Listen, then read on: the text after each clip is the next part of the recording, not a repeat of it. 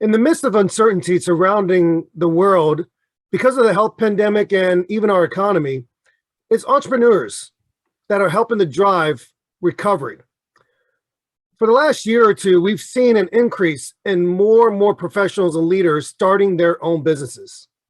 It's been estimated that even in 2019, 775,000 new businesses were started. And right now, it's estimated that a 40% increase can be experienced in 2021.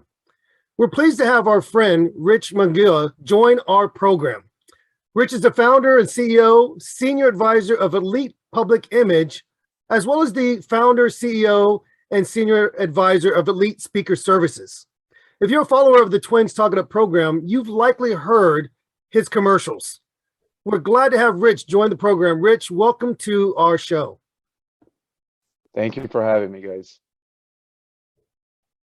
Well, we're thrilled to have you, Rich. I think what I love, and we're going to touch into how you and I know each other, your businesses that you started. I mean, you're doing so much, and that's what I think is amazing, because we could talk about entrepreneurship, but then there's a phrase or an adage that we've heard around the industry called serial entrepreneurs. And these are individuals that are running multiple businesses.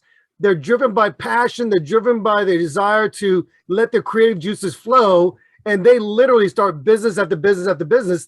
This is who we are speaking with today. We're speaking with a serial entrepreneur, someone who's just driven to make a difference in so many different lives of those that he comes across, those he's interacting with, those he's known for a while.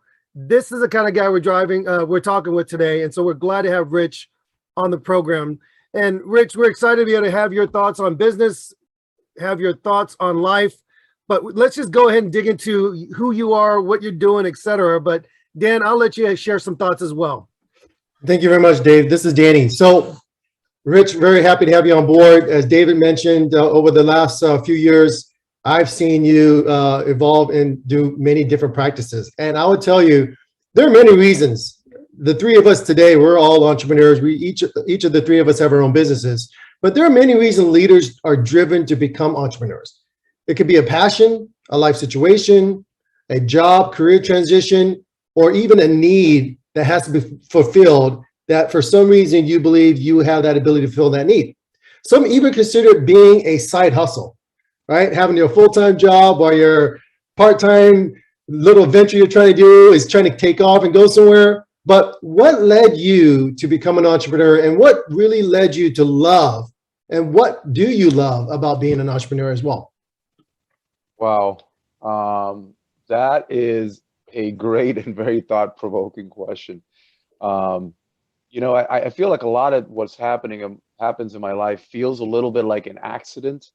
But I've been very blessed to work with a lot of great guys like you two, and at one point, I know one of them was a coach, and he challenged me to do a core value assessment.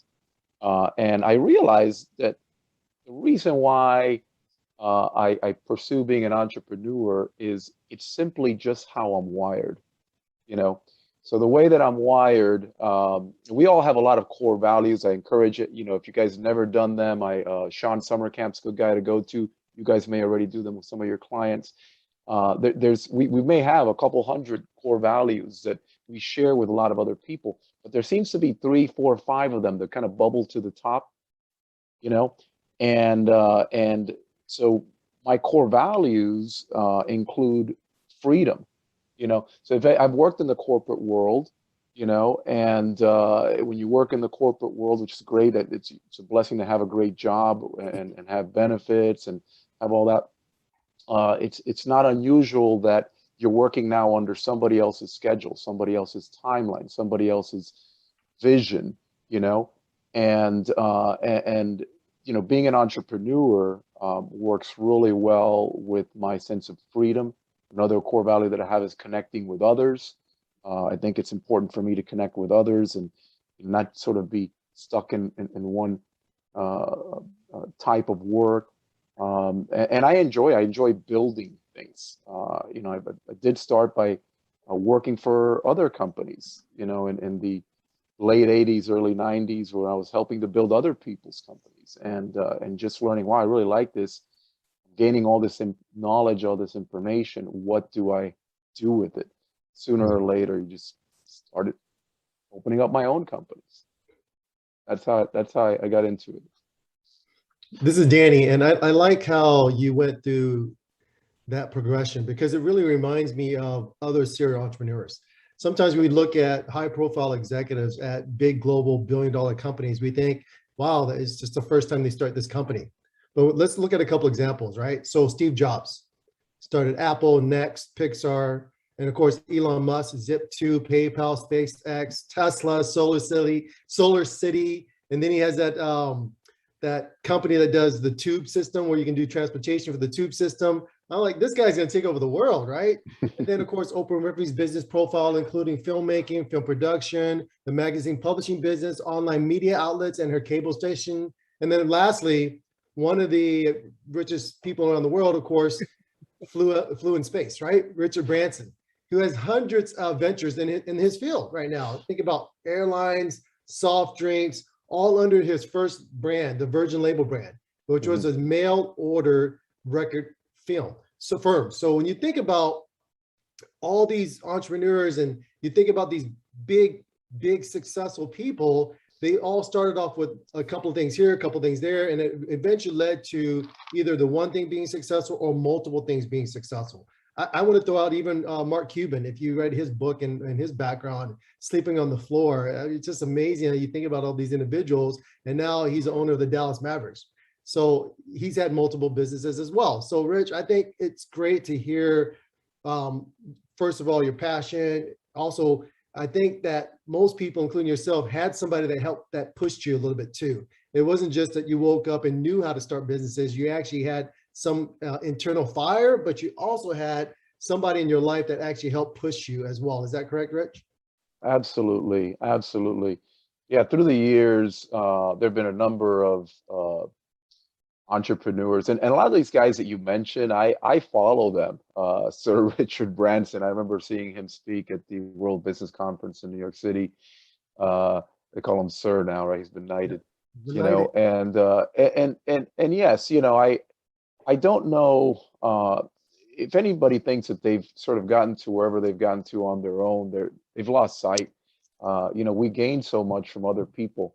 You know, so in some cases we, you know, we don't reinvent the wheel.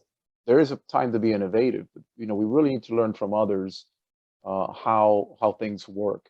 And so, yeah, I've been blessed to work with people that have taken companies public, people that do small ventures, brick and mortar, service companies, product companies, oh, you name it. And yeah, and I ask questions. Sometimes I ask. Sometimes, you know, I get unsolicited advice, but it doesn't always feel good. Sometimes it does, sometimes it doesn't. When somebody just says, "Hey, you know," and we were talking before this, "Hey, let's think about how we adjust the camera or whatever. We get this on." But you know, it does go into your files in there, and eventually you start to think about it.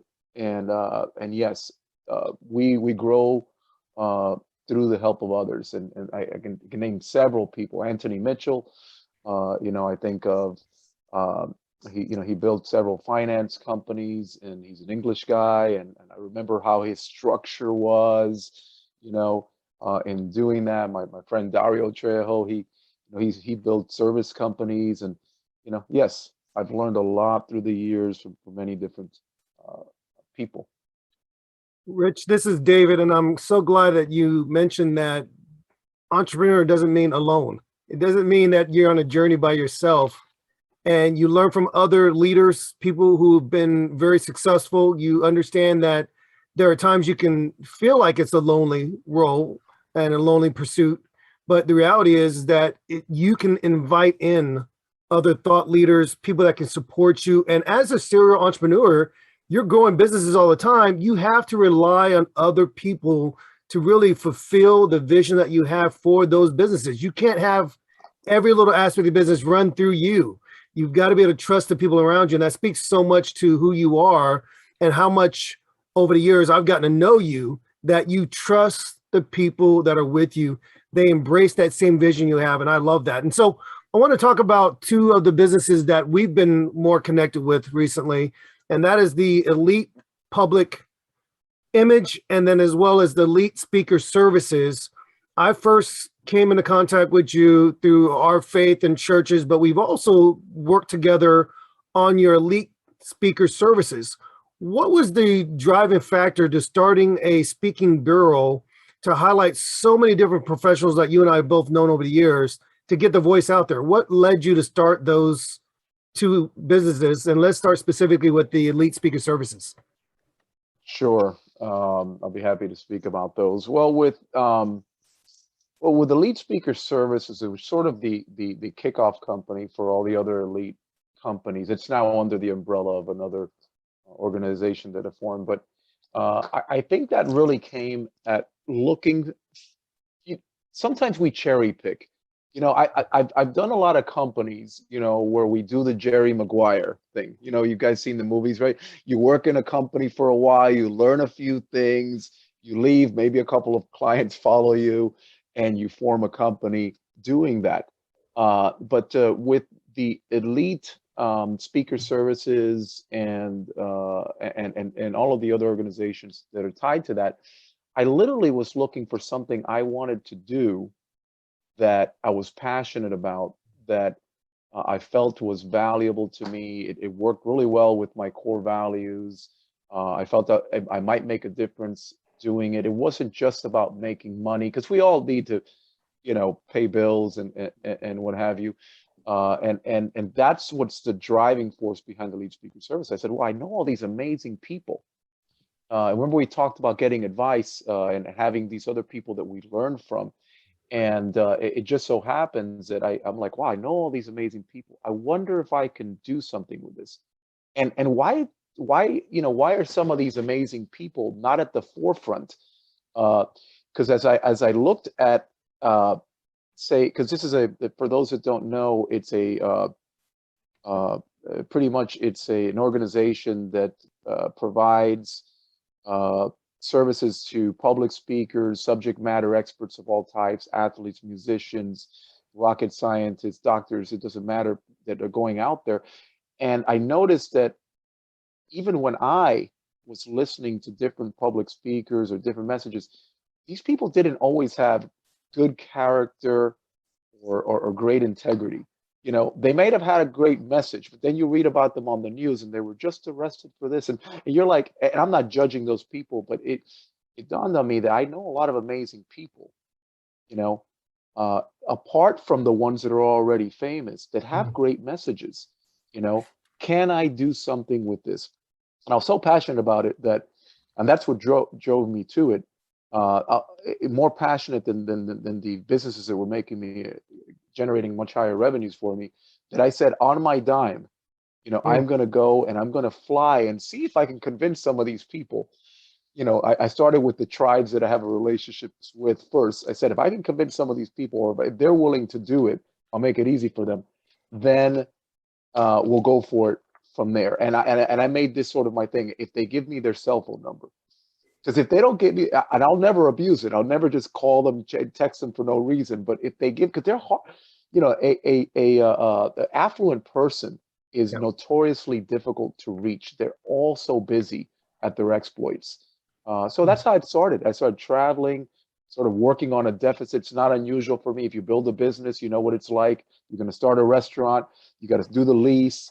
You're spending money. You haven't made, I've got to buy the equipment. You got to hire people. I have product. I haven't made a penny yet. And all of a sudden you open the doors, the money's coming in, but you really still haven't made money because, or you're not in the positive, if you will, because you're working on a deficit. But I was comfortable with that already from other companies. So I said, I'm going to do this for something that I'm passionate about, something that I love, something that I've never done before. I have the skill sets for it, but I didn't work at a speakers bureau before or anything like that.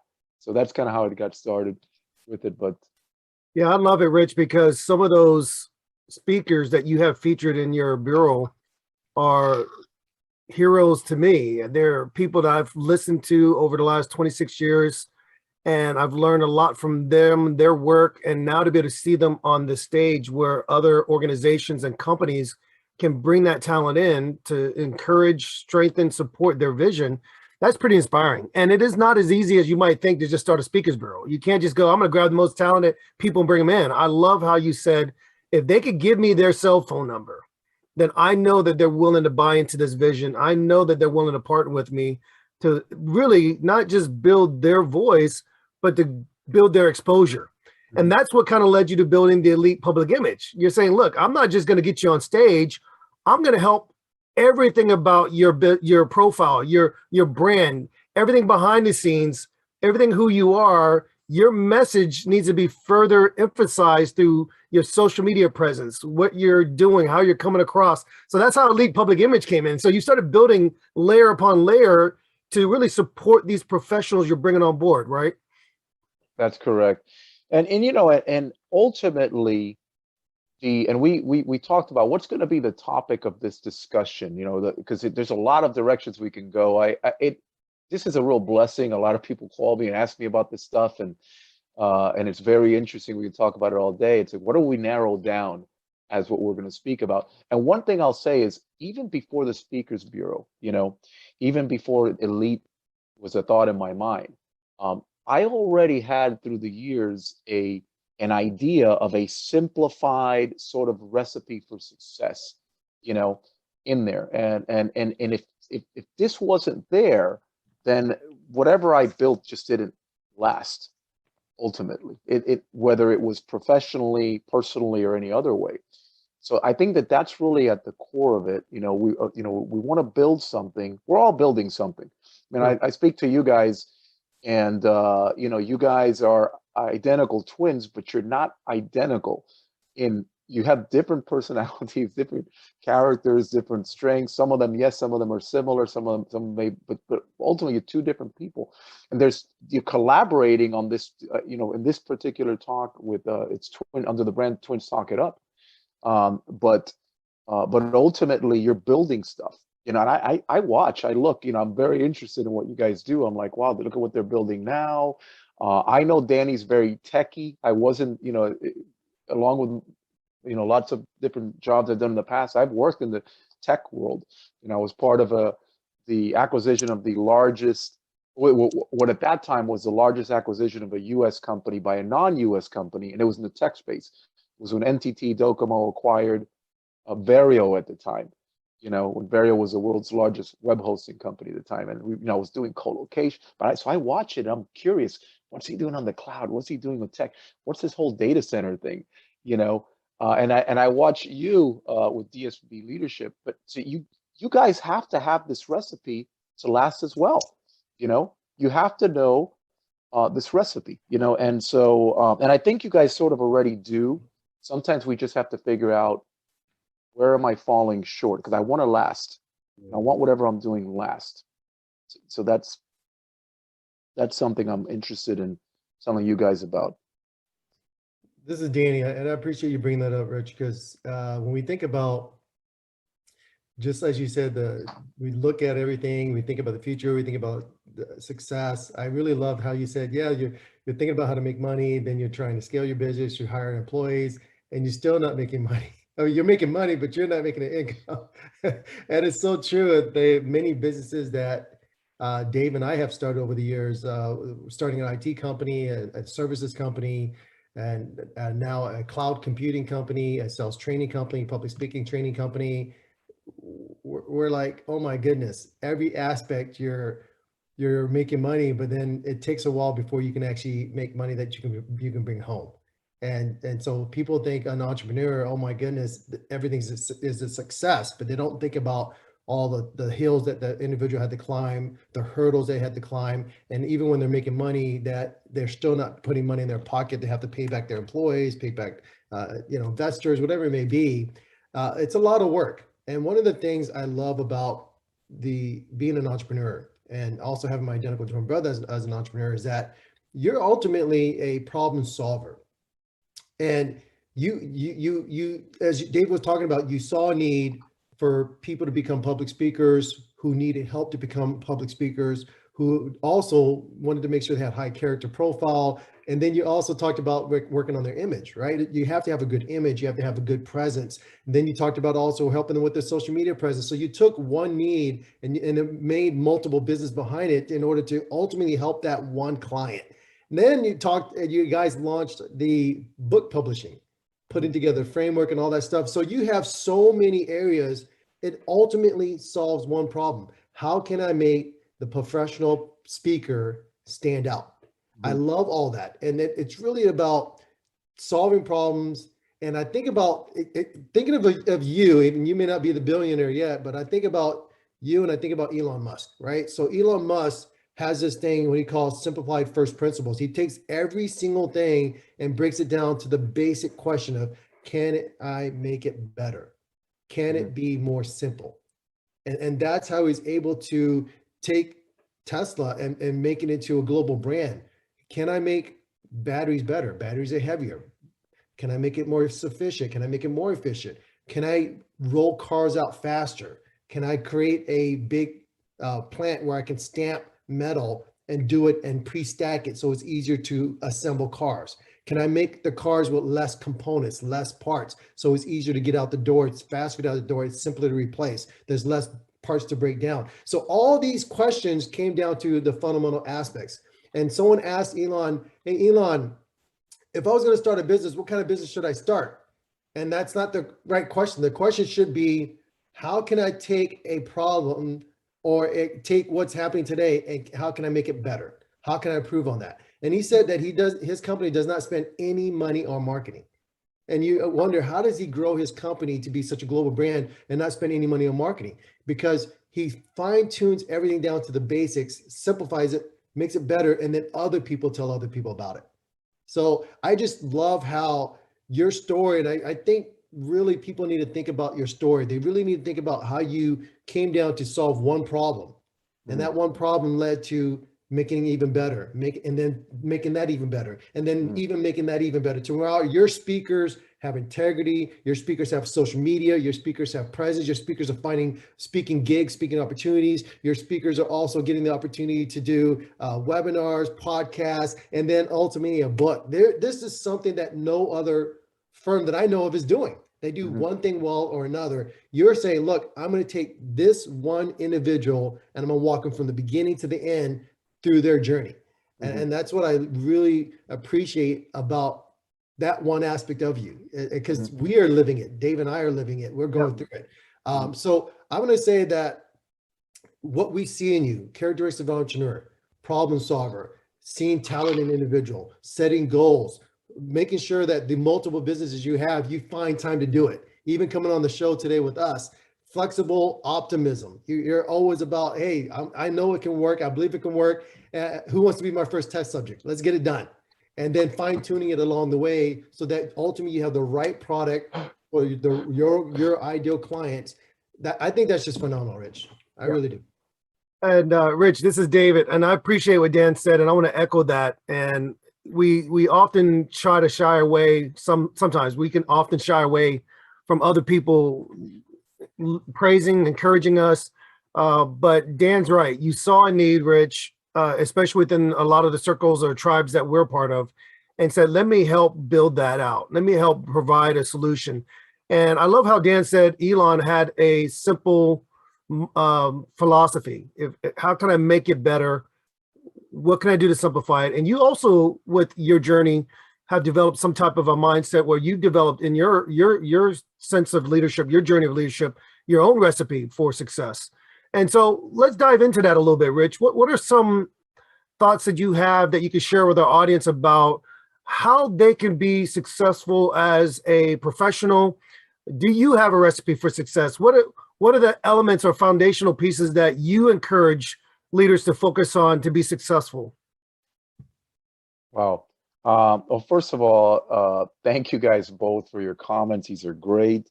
I couldn't help but to laugh, when I thought about just the whole diving just right in there, solving a problem and, let's just go for it. In a sense, as we collaborate with other people, if there isn't a measure of altruism, of just wanting to help each other, I don't know how you know, how we're going to push forward. Everybody celebrates the people. Yes, Elon Musk is great. Once somebody's already made it, they're already a billion, they're already successful, everybody wants to listen to them. I remember listening to Francis Chan. He was saying, you know, I built this mega church. You know, it wasn't a corporation, but it was an organization he was building, and everybody wanted to question me when I did this. But once I had all these thousands of people, you know, we were only converting a few people to become new members. But when we were just 10, we were doubling in size. That's when we were really growing. I'm curious how it was for Elon when he was first building it. You know what I'm saying? You know, because that's what you guys are doing right now. So it really excites me. I love helping you guys with what you're doing, and I would be happy to share some of that stuff with you. So and I take notes as I go. It's just so hard to retain so much. There's so many good things you guys have talked about. So this is my simplified recipe for success. Take notes, okay? So, and I feel like a lot gets lost in jargon, you know, these days. You know, truly, we've talked about a lot of things, and it gets really confusing. There's elite speaker services, elite public image, elite public group, elite 360 book publishing. There's Rich Munguia. There's this, but there's DSP leadership. There's App Gallup. You know, there's Twins Talk It Up. You know, it's a lot. There's Danny Suk Brown. There's David. How do we manage all this in our heads? So I call it the 1, 2, 3, 4. I don't even want to be clever here, guys. I really want to dumb it down. 1 is for one thing, 2 is for 2 things, 3 is for 3 things, 4 is for 4. Let's really make it simple for people. You know, 1, the one thing, right? We're all building a lot of things. What are you building?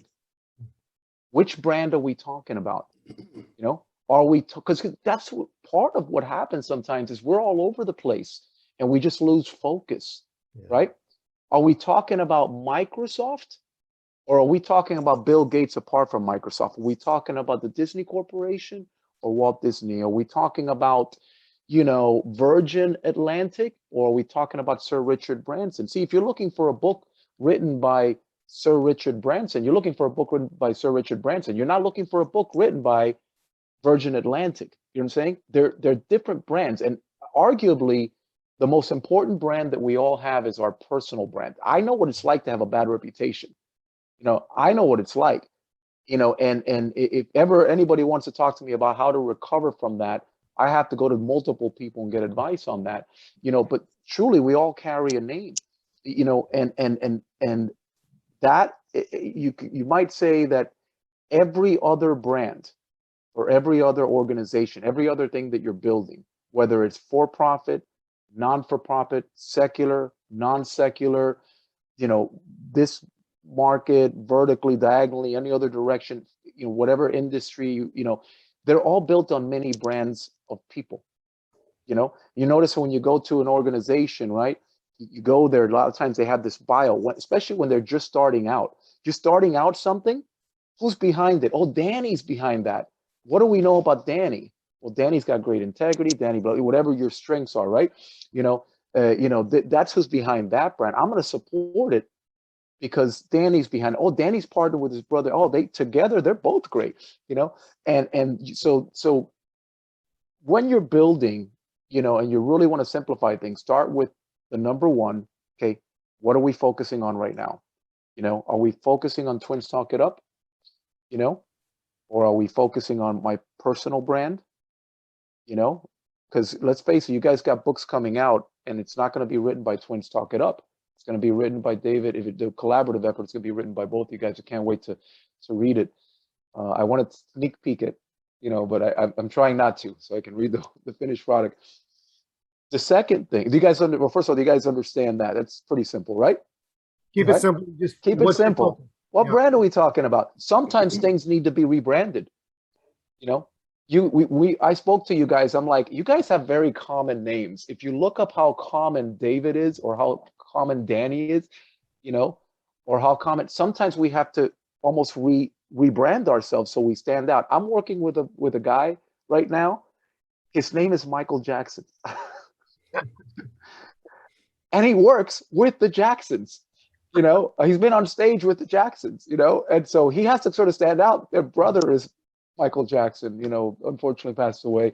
We all know him as a famous musician, you know, but, you know, so sometimes you have to identify your brand by sort of tweaking what it's called. Okay. The second thing, so two, I call it which side of the coin you're dealing with.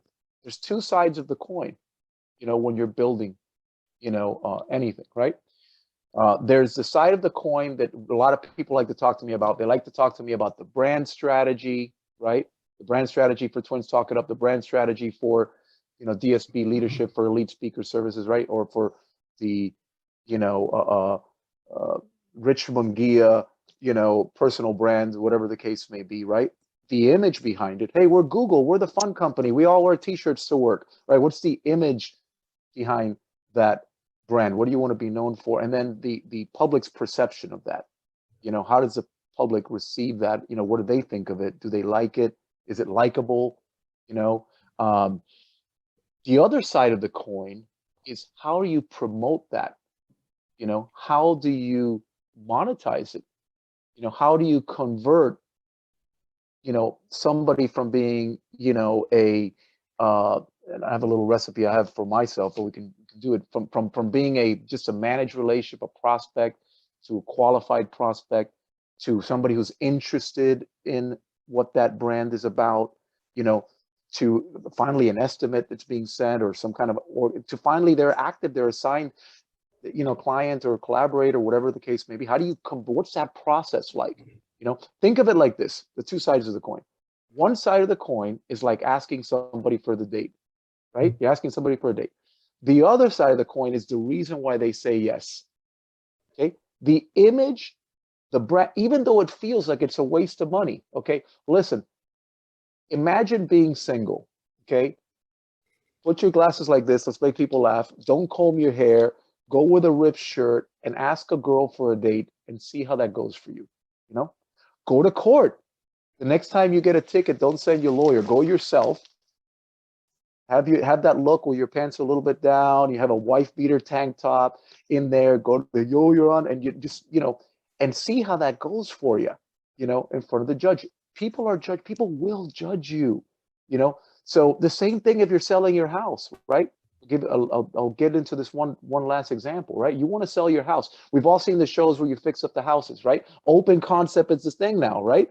So we all know it. So we buy our houses like that, right? So you buy an older house and you decide, I'm going to knock it down. I want the dining room, the living room, the kitchen with the island, all to be in one big area with one big happy, everybody entertains here. It's an open concept. You knock down some non-load bearing walls, you paint everything. We've seen the shows to fix them, put on some crown molding, and you spend, let's say, $15,000 because you decide to do some of the work yourself to keep the costs down. Did you make any money? No. But you did increase the value of your home. You're going to have to put it for sale, right? Once you put it for sale, now you sell the house for $65,000 more than what you were thinking. You minus out the 15 that you put in there, and you just made 50 grand more, right? So which side of the coin are we dealing with? Sometimes it flip-flops. Sometimes we're not asking for the date. Sometimes we're not, you know, having appointments. We're not asking people for deals. We're not, you know, sometimes we're doing that, but we're not making it easy for people to say yes to us. We don't look professional. We don't act professional. We don't look like we know what we're talking, sound like we know what we're talking about. So that's the two sides of the coin. Very simple, right? For any business exploit. Guys understand that? It's pretty clear? Yep, Yep, very let's go. clear to me. Right, pretty clear, right? That's why we all have websites and everything else, right? Websites cost money. You pay monthly on the website, you know. The third, you know, the three things to have success, and this is specifically financial success. If you're building something and you want financial success, Danny alluded to it earlier. Okay, there's three things in there, right? Number one, there has to be a problem out there, right? Elon said, you know, how can I make it better, right? He said, but as entrepreneurs, we solve problems, right? How do we, you know, there's a problem out there. There's a lot of people that want to speak publicly, but they need help being better public speakers. There's a problem out there. Yeah. Two, you provide some sort of remedy or solution to that problem. We coach people, David and Danny Brown, we coach people, or maybe just David does that part, I don't know. on how to be public speakers. We coach them, or how, whatever it is that you do. And finally, the third thing is there needs to be something unique, special about you, why they would pick you over somebody else. Again, this is for lasting power. You might make a little bit of money, you might do a couple things here, but if you really want to last, you have to have that third part in there, right? Let's face it, there's two identical twins. Right away, I see a no-brainer. Both of you guys are proficient at speaking. You know what I'm saying? To me already, it's like very interesting and unique, but there's probably a lot more to it there. And they can apply it to anything, right? Let's apply it to Speakers Bureau. Every major city in the world has a convention center, right? Major hotels have banquet halls. Some of them have convention centers within the hotels, There's obviously a lot of events going on, right? That's the problem. We need people to perform or speak or whatever at these events. I have a speakers bureau. Our organization provides public speakers and even entertainers now that can either speak or perform at your event, right? What's unique and distinctive? Well, our people are not going to go there and embarrass you later. They have great character, great integrity. Even if you ask their neighbors or their spouses, you know what I'm saying? These people are the same when they're off camera, That's the kind of quality people that you're getting, right? So you can apply to anything. So that's pretty simple, right? It seems pretty simple when you think about it. It's the challenge for a lot of entrepreneurs, Rich, is that they overcomplicate it. They're either in the paralysis by analysis phase where they're just overwhelmed. How do I get it done? What do I do? Where do I go? Who do I network with? And in reality, you said, look, let's just keep it simple. What's the focus? Let's just have it focused, singular focus. Let's just stay on task. Which side of the coin you're going to be on? What are you going to focus on right now? Are you going to build the brand? Are you going to build the message? Are you going to scale? Do you need to find money? Look, let's get it focused. Let's get the solution in place. And then lastly, let's make sure we have a unique selling proposition. What makes us different than anybody else? And so I had one professional, this is David, by the way, who asked, why would I work with DSB Leadership Group versus any other public speaking training company out there? And he said, I attended one of your workshops and you always talk about the mindset. You always talk about the mind. And he goes, I've never heard another company say anything to that focus. And he said, you could give people tools, but if they don't have the right mindset of how to use those tools, it does nothing for them. Mm-hmm. And he said, Dave, you always focus on getting people to understand who they are, why that's so important, and then they can use the right tools to get the job done. So the unique selling proposition for so many people when they look at me is I always provide a mindset workshop or a mindset component to my training. And then when they ask what makes Twins Talk It Up different than any other podcast, well, the unique selling proposition for that is that we're identical twins. We're genetically the same, but we are different in so many ways. And so I look at these podcast programs, I look at these talk shows, and some of the challenges that they have is the chemistry of the hosts on those programs. Mm-hmm. And for Dan and I, because we were attached from the very, very beginning, we have that chemistry that's in really instinctively built in. And so that gives us a different unique selling proposition. And I agree with that. You've got to work with what makes you who you are. You don't have to be the solution for everybody, but you are going to be the solution for the right people if you understand that third component. And so the recipe doesn't have to be difficult. It can be very simple, but we cannot be put in a position where we're overwhelming ourselves by thinking about everything that needs to get done. Let's make it simple. And the truth is, Rich, when I started the business, I wish I would have learned more of that then. That mentorship, that direction to say, Dave, cut all that out. You don't need it. Focus on this. Dave, cut all that out. Let's enhance your brand. Dave, cut all that out. Let's make sure that you are distinctive. You stand out. You mentioned earlier, there are a ton of David Browns, a ton of Danny Browns. And the truth of the matter is we don't stand out in that way. But we're also using our middle name, which is Asian and Korean. And it makes us different. People say, I've never heard of a David Suk Brown or Danny Suk Brown. Well, that's different. And then when you think about the Twins Talk It Up, you actually helped encourage us to focus on that as a brand. And that's really what's making us stand out. So I appreciate your direction and your guidance because it's helping us to make Twins Talk It Up, our books that are coming out. It's setting us apart and why people want to know more. Yeah. Yeah. The thing is we teeter-totter. It doesn't, and I like when you were saying, it's very humble of you to say, I wish I would have back then known this or whatever. You guys are unique. Look, the truth is everybody is unique. Mhm. Every organization is unique. Everybody is special, in one way or another. And so really it's just a matter of letting people see what that is. It's really a basket, Yeah. it's not like one thing, like there's not just one thing, oh, we're twins, and that's it. No, no, no. Are you kidding me? The more I get to know you guys and I sort of peel back the layers and wow, I didn't know that about them. And the more people start to get to know, it could have to do with your character. It could, like what you were talking about, that nobody had mentioned mindset before in your what you do. The other thing I was thinking is we simplify it.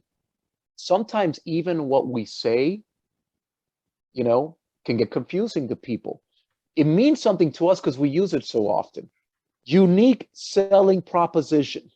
Okay. Try bringing that up to somebody who's building a church. They're like, what are you talking about? Because we know that, because we're building businesses, we're Right. building whatever. But if somebody's brand is, I'm building a church or I'm building a nonprofit, and what I make my money by basically donations and whatever, right? I have to raise capital for what I do or whatever. And really sometimes you just have to explain it. What is that unique? What we're talking about, what makes you special? What makes you different? Right? Mm. That's what unique, sometimes you just have to explain it to people because people sometimes won't say anything to you.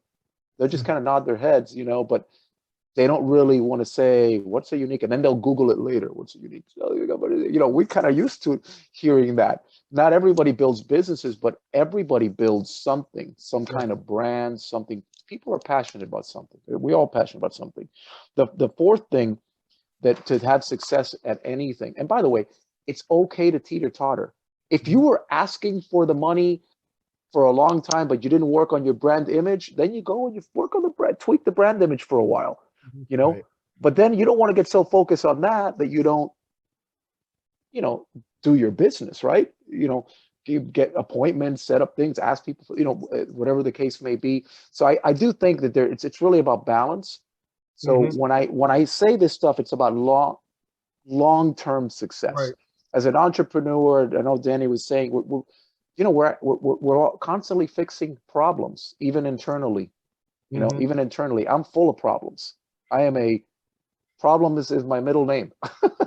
you know so to go to the last thing there, because I don't run out of time, it's so simple. Success at anything, even if it's not financial, seems to have these four ingredients, right? Effort, how hard you work, how Mm. many phone calls you make, how many emails you send out, how much content you post. And Mhm. yes, even people that say they don't spend money on marketing, they put up websites and do everything else. You can call that marketing. Say at the end of the day, how much do we do, right? We want to be busy with this or that. We don't know what's going to succeed, whether this or that, or we're both going to do equally well. I'm stealing that from the Bible. That is not my, I didn't make, it's not my content. Got to give credit, so, work hard, right? Yeah. Work hard. Sometimes, we feel overwhelmed. That's all we do is work. The second, ingredient in the number four, right? Four things is your skill. How good you are at what you do, right? And when I say how good you are to do, if you work as an entrepreneur, it isn't just what your exploit is, coaching others or tech or those things, but it could also be building what you build. You Yeah. don't always have to be great at it. Sometimes you just need to partner or collaborate with somebody else that's great at it, right? If the axe is dull, it takes a lot more swings to chop down that tree. You're going to have to work harder. You're going to have to put out a lot more content, make a lot more phone calls. If you don't know the right rebuttal, let me talk to my partners. If you have the right rebuttal, oh, I know what to say when they say that, so how, so there's all sorts of, as an entrepreneur, it's your selling skill, it's your skill at what you do, it's all that stuff, right? How you market yourself, right? High skill will lessen your workload, your effort level. How do the algorithms work on the platform so that I get more visibility, more engagement? How do I target people? How do I get right to the person who's a decision maker in what I do? Well, I'll show you some tricks you guys didn't even know existed. you know.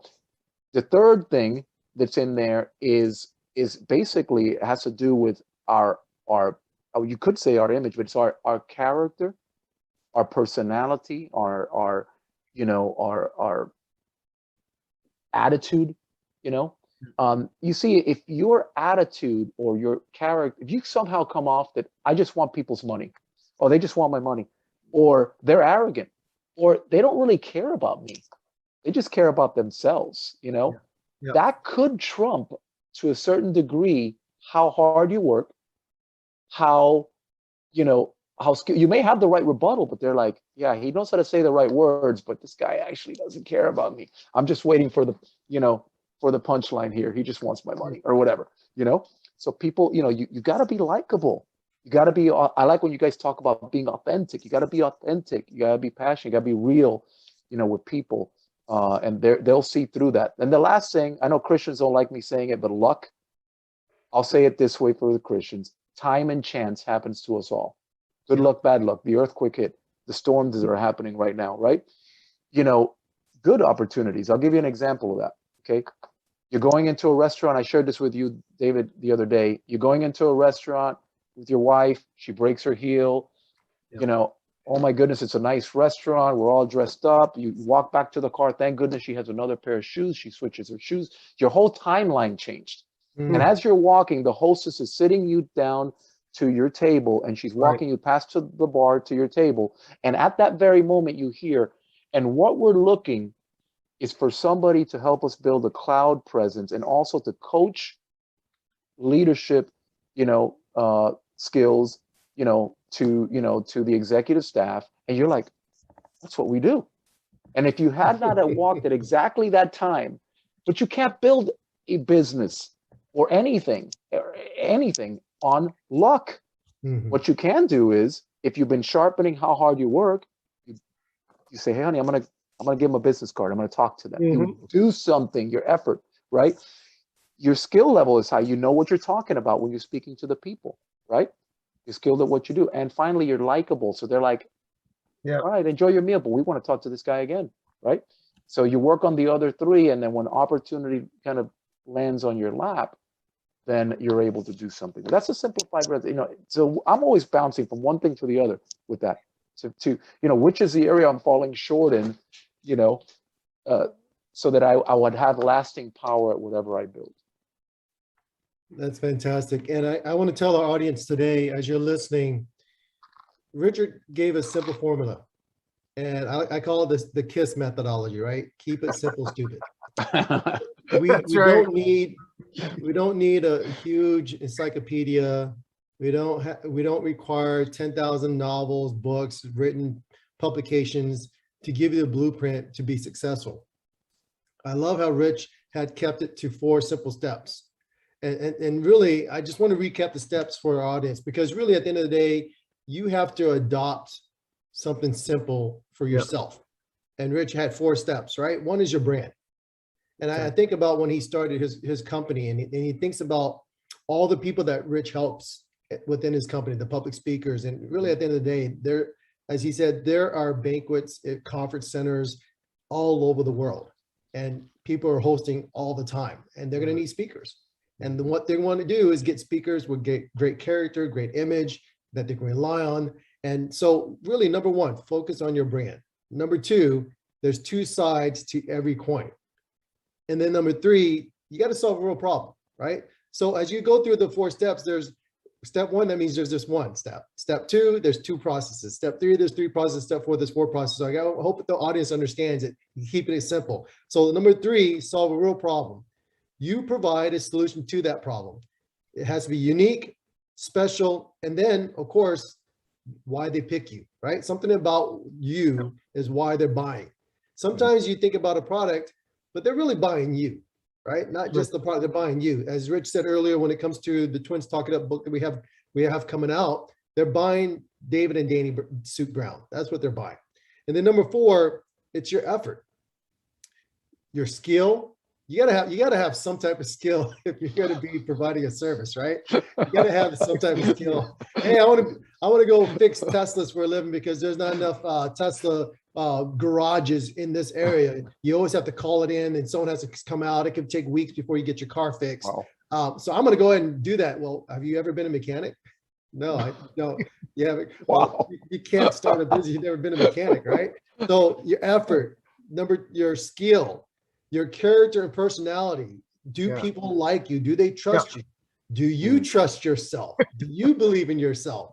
And then lastly, the fourth portion of step 4 was finally, it's just time and luck, right? It's chance. Sometimes you have to be at the right place at the right. I don't know how many times we hear people saying, you know what, it was just at the right place at the right time. What does that even mean? It means sometimes you have to be lucky. You just have to sometimes be lucky.